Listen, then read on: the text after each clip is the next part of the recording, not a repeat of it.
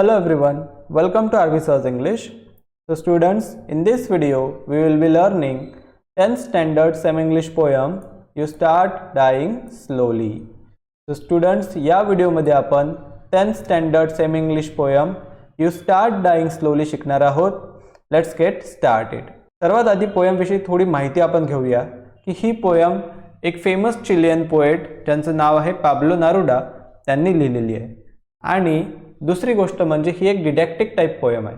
डिडॅक्टिक poem means ज्या पोएममधून आपल्याला काहीतरी उपदेश दिला गेलेला असतो, म्हणजे ॲडवाइस दिला गेलेली असते, सजेशन्स दिल्या गेलेले असतात, त्यांना डिडॅक्टिक पोएम म्हणतात. सो ही जी पोएम आहे यामधून सुद्धा आपल्याला काहीतरी ॲडवाइस पोएटने दिलेली आहे आणि ती ॲडवाइस आहे आपल्या जगण्याविषयी, की आपण आपली लाईफ, आपलं जीवन कशा प्रकारे व्यतीत केलं पाहिजे आणि यातल्या काही गोष्टी जर आपण केल्या नाहीत तर कशा प्रकारे आपण हळूहळू मरत चाललेलो आहे.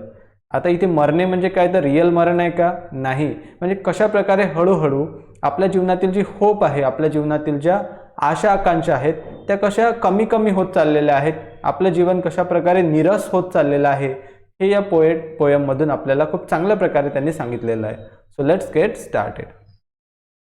If you do not travel, if you do not read, if you do not listen to the sounds of life, if you do not appreciate yourself, you start dying slowly.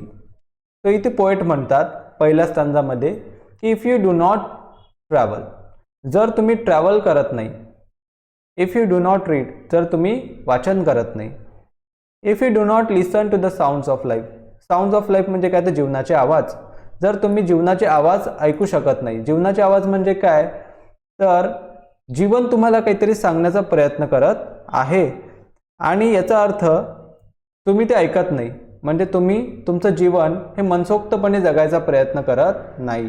बऱ्याचदा असं होते की तुमचं मन तुम्हाला एखादी गोष्ट करायला सांगते, but because of any reason तुम्ही ते गोष्ट करत नाही.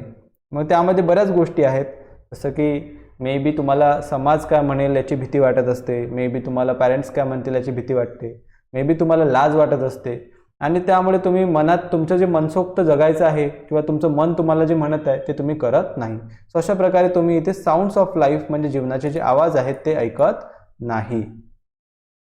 If you do not appreciate yourself, आता हे तर फार महत्त्वाची लाईन आहे की जर तुम्ही स्वतःला ॲप्रिशिएट करत नसाल, ॲप्रिशिएट म्हणजे काय, तर जर तुम्ही स्वतःला रिकग्नाइज, तुमच्या आतमध्ये ज्या गुड क्वालिटीज आहेत, चांगल्या क्वालिटीज आहेत त्यांना ओळखू शकत नसाल किंवा तुमचं जर स्वतःवर प्रेम नसेल, म्हणजे तुम्ही स्वतःलाच जर आवडत नसाल, तर यू स्टार्ट डाईंग स्लोली, तुम्ही हळूहळू मरत चाललेले आहात.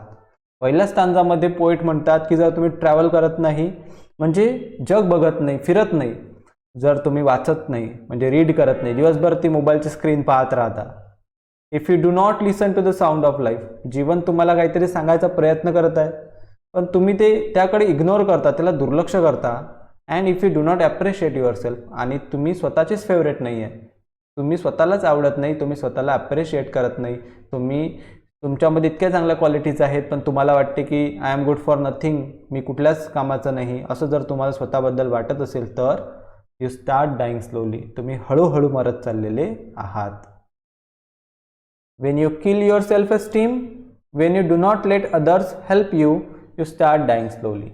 जेव्हा तुम्ही स्वतःचं सेल्फ एस्टीम मारून टाकता. सेल्फ एस्टीम म्हणजे काय, the feeling of being happy with one's own character and abilities, आपलं जे कॅरेक्टर आहे, आपल्यामध्ये ज्या ॲबिलिटीज आहेत त्यांच्यावर प्रेम करणे, त्यांचा सन्मान करणे, त्याला आपण म्हणू सेल्फ एस्टीम, म्हणजे ॲक्च्युली स्वतःचा सन्मान करणे. मग आपला जो स्वतःचा सेल्फ एस्टीम आहे त्याला आपण मारून टाकलं म्हणजे काय, तर तुम्ही स्वतःचा सन्मान करत नाही, स्वतःच्याच नजरेत तुम्ही ग्रेट नाही, स्वतःच्याच नजरेत तुम्ही जर चांगले नाही. Wien you do not let others help you, आणि असं असताना सुद्धा तुम्ही इतरांची मदत घेत नाही किंवा इतरांना तुमची मदत करावीशी वाटते पण तुम्ही त्यांना मना करता, त्यांच्याकडून कुठलीही मदत घेत नाही. देन काय होईल, यू स्टार्ट डाईंग स्लोली, हळूहळू तुम्ही मरत जाल, हळूहळू तुमच्यातली होप जी आहे ती संपून जाईल. If you become a slave of your habits, walking every day on the same paths, if you do not change your routine, if you do not wear different colors, if you do not speak to those you don't know, you start dying slowly. If you become a slave of your habit, तर हे अतिशय महत्त्वाचं आहे की तुमचे जे habits आहेत, habits means सवयी, तुमच्या जे सवयी आहेत तुम्ही त्याचे गुलाम झालेले आहात. तुमची सवय आहे की तुम्ही रोज 10ला उठता सकाळी. तुम्हाला माहिती आहे की हे काही योग्य सवय नाही आहे, मला अभ्यास करायचा आहे, माझं 10वीचं वर्ष आहे, बट तुम्ही त्या सवयीचे गुलाम झाले. तुमची इच्छा असूनही तुम्हाला ती सवय आता बदलता येत नाही आहे. त्या सवयीचे तुम्ही कोण झाले? स्लेव, म्हणजे गुलाम झालेले आहात.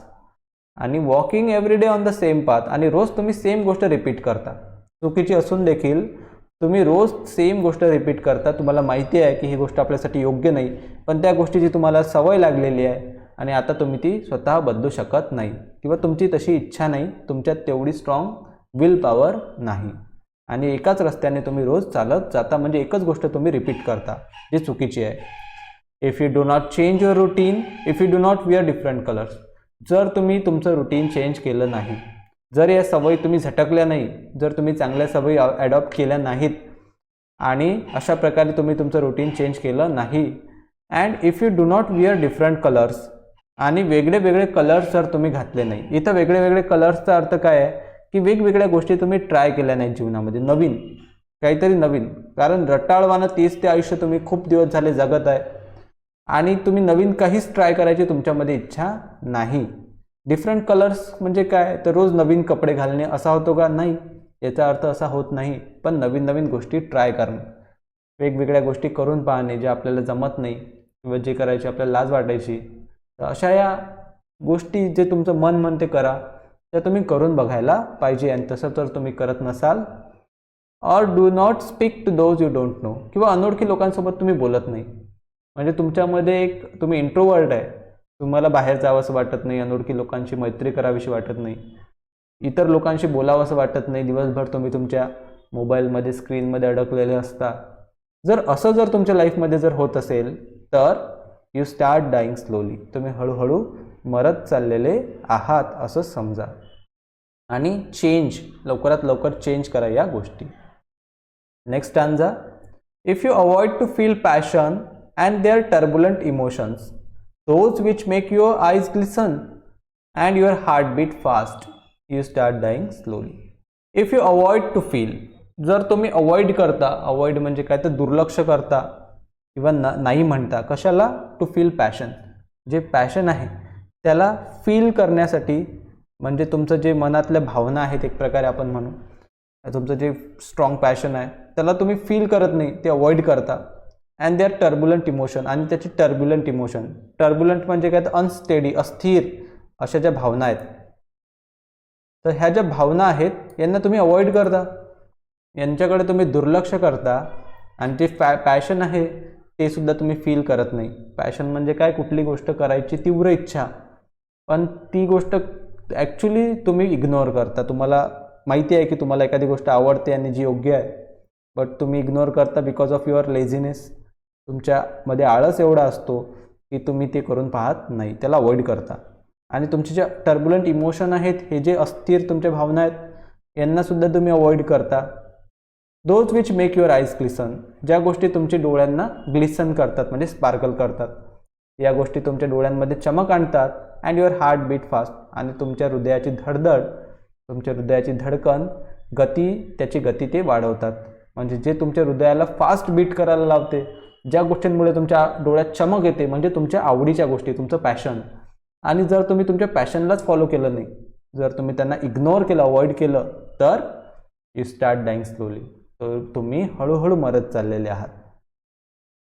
Next stanza, if you do not change your life when you are not satisfied with your job or with your love, जर तुम्ही तुमचा जॉब आणि तुमचं लव, तुमची नोकरी, तुमचं काम आणि तुमचं प्रेम, या गोष्टींपासून जर तुम्ही सॅटिस्फाईड नाही आहे, म्हणजे समाधानी नाही आहे, तरीही तुम्ही ते चेंज करत नाही, तरीही तुम्ही त्याला बदलण्याचा प्रयत्न करत नाही. If you do not risk what is safe for the uncertain, आणि जी गोष्ट अनसर्टन आहे, अनसर्टन म्हणजे काय तर जी फिक्स नाही आहे, जी नक्की नाही आहे, जी खरी म्हटल्यापेक्षा आपण असं म्हणू की जी होणार की न होणार तुमच्या मनात शंका आहे, पण तरीही त्या गोष्टीसाठी तुम्ही रिस्क घ्यायला तयार नाही. म्हणजे काय तर जीवनात एकदाही तुम्ही जेव्हा रिस्क घ्यायला तयार नसता, आपल्याला माहिती आहे की जेही सक्सेसफुल लोक आपण बघतो किंवा ज्यांनी जीवनात सक्सेस मिळवलेला आहे त्यांनी नेहमीच रिस्क घेतले आणि रिस्क घेतल्यामुळे आज ते जीवनात इतक्या वरपर्यंत पोहोचू शकले. जितके बिझनेसमॅन असतील, जितके मोठमोठे लोक आहेत, सर्वांनी रिस्क घेऊनच ते जीवनात पुढे गेलेले आहेत. पण जर तुम्ही जीवनात एकदाही रिस्क घेतला नाही, कारण तुमचं जे गोल आहे तो अनसर्टन, तुम्हाला वाटते ही गोष्ट मला मिळेल की नाही मिळेल, त्यामुळे तुम्ही रिस्क घेण्याचं टाळलं. If you do not go after a dream, आणि जर तुम्ही कधीच स्वप्नाचा पाठलाग केला नाही, तुमचं काहीतरी स्वप्न होतं, मे बी एखाद्याचं असेल की त्याला बिझनेस करायचा आहे, मे बी एखाद्याचं काही असेल की त्याला ऑथर बनायचं आहे, असे वेगवेगळे स्वप्न असतात लोकांचे. पण तुम्ही भीतीपायी, अपयशाच्या भीतीपायी की मी अनसक्सेसफुल होऊन जाईल लाईफमध्ये, त्यामुळे जर तुम्ही तुमच्या ड्रीमला फॉलो केलं नाही, स्वप्नाच्या मागे पाठलाग केला नाही, एकदाही नाही केला आयुष्यात, if you do not allow yourself at least once in your lifetime to run away from sensible advice, आणि जर तुम्ही स्वतःला एकदासुद्धा परवानगी दिली नाही कशाची, जीवनात एकदा, at least once in your lifetime, जर तुम्ही स्वतःला एकदाही परवानगी दिली नाही कशाची, to run away from sensible advice. Sensible means wise, full of common sense, अशी समजूतदारीचा सल्ला ज्याला म्हणतात, जे मोठे लोक घरातले देत असतात, तर अशा सल्ला इग्नोर करायची जर तुम्ही जीवनात एकदाही स्वतःला संधी दिली नाही. मोस्टली घरातले लोक काय सल्ला देतात की हातचं सोडून पळत्याच्या मागे धावू नये, जे आपल्यामध्ये आहे सॅटिस्फाईड राहिलं पाहिजे, समाधानी राहिलं पाहिजे वगैरे वगैरे. म्हणजे त्यांचं म्हणणं बरोबरही आहे एका दृष्टीनं की जीवनात माणसाने सॅटिस्फाईड असलं पाहिजे, जेवढं आहे त्याच्यात निभावलं पाहिजे. बट जर जेही मोठमोठे बिझनेसमॅन्स आहेत वगैरे त्यांनी असा विचार केला असता तर आज ते एवढं मोठं एम्पायर उभं करू शकले असते का? तर नक्कीच नाही. त्यांनी रिस्क घेतला, त्यांनी घरच्यांची किंवा कोणाची सेन्सिबल ॲडवाईस ऐकली नाही, त्यांनी स्वतःचं मन काय म्हणते, त्यांचे जे पॅशन आहे त्याला फॉलो केलं, त्यांचे जे इमोशन आहेत त्यांना फॉलो केलं, त्यांचं जे ड्रीम आहे त्याला फॉलो केलं, आणि त्यामुळेच ते जीवनामध्ये इतक्या दूरपर्यंत वरपर्यंत पोचले. त्यामुळे जर तुम्ही जीवनात एकदासुद्धा अशी सेन्सिबल ॲडवाईस इग्नोर केली नाही, तिच्यापासून दूर पळाले नाहीत, तर शेवटी तर लाईन दिलेली नाही आहे, पण तुम्ही गेस करू शकता शेवटची लाईन काय असेल. यू स्टार्ट डाईंग स्लोली, तुम्ही हळूहळू मरत चाललेले आहात. तो अशा प्रकारे पाब्लो नेरुडा यांनी लिहिलेली अतिशय सुंदर डिडॅक्टिक टाईप पोयम आय होप सर्वांना खूप चांगल्या प्रकारे समजली असेल. समजली असल्यास नक्की व्हिडिओला लाईक करा, आपल्या मित्रांबरोबर शेअर करा. नवीन असाल तर सबस्क्राईब करायला विसरू नका. I will see you in another video. Till then take care. Good bye.